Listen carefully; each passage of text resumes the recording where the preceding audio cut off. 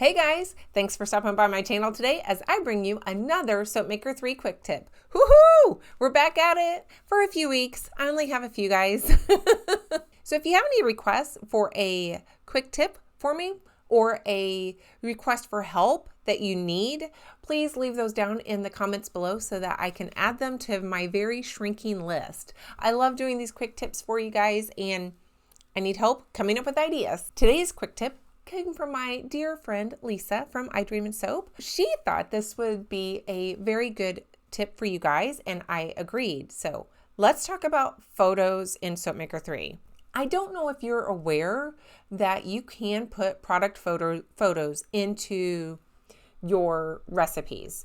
So you can have a photo representation of everything that you made, which could be kind of helpful. If you made a soap and you wanted to know what that soap looked like, you can attach a photo to it. Now you can only attach one photo to a recipe as far as I'm aware. Personally, I keep a photo representation in my Google Drive. I have a list of all of my soaps that I've ever made and at least one picture of every version of that scent that I've made.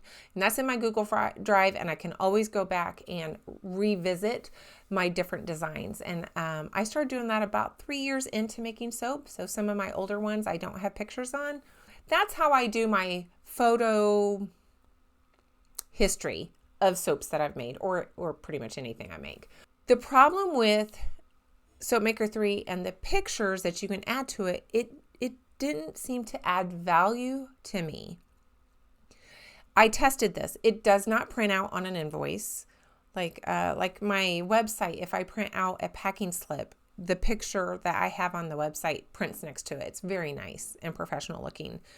So it doesn't print out on anything that you print out of, like an order or anything like that. And so I really never saw the value of adding a photo, especially if you consider that it's very difficult to get the photo to get into the software in a non-distorted fashion. It looks quite janky when you do it. So that's why I've just never brought you a quick tip. I don't think I've ever spoken to you guys about the photo capability.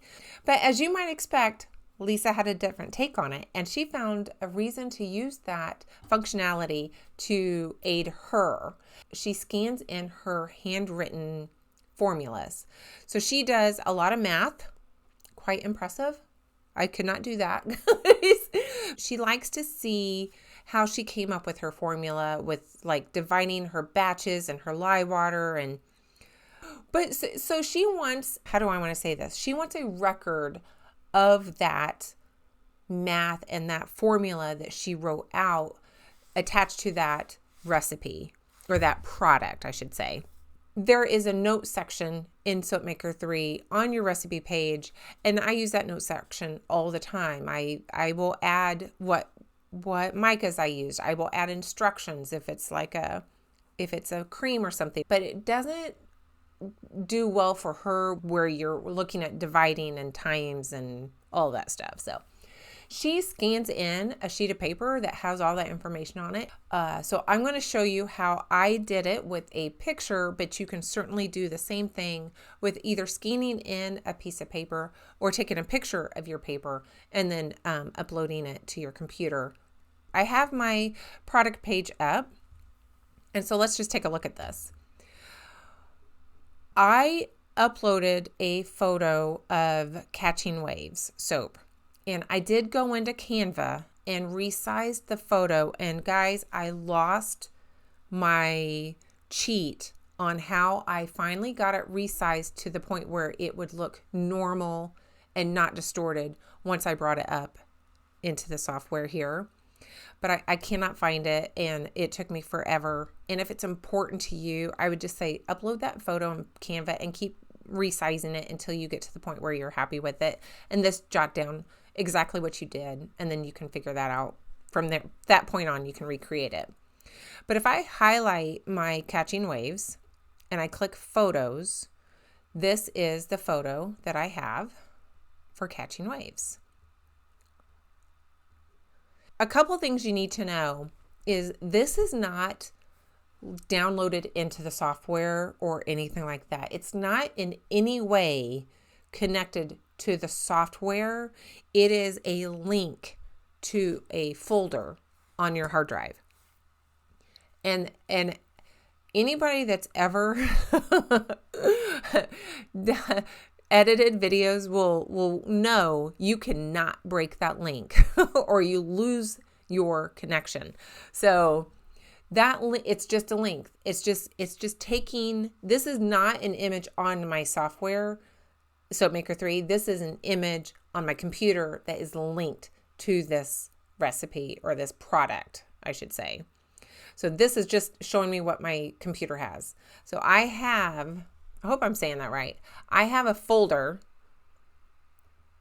that says picks for Soapmaker 3. Okay.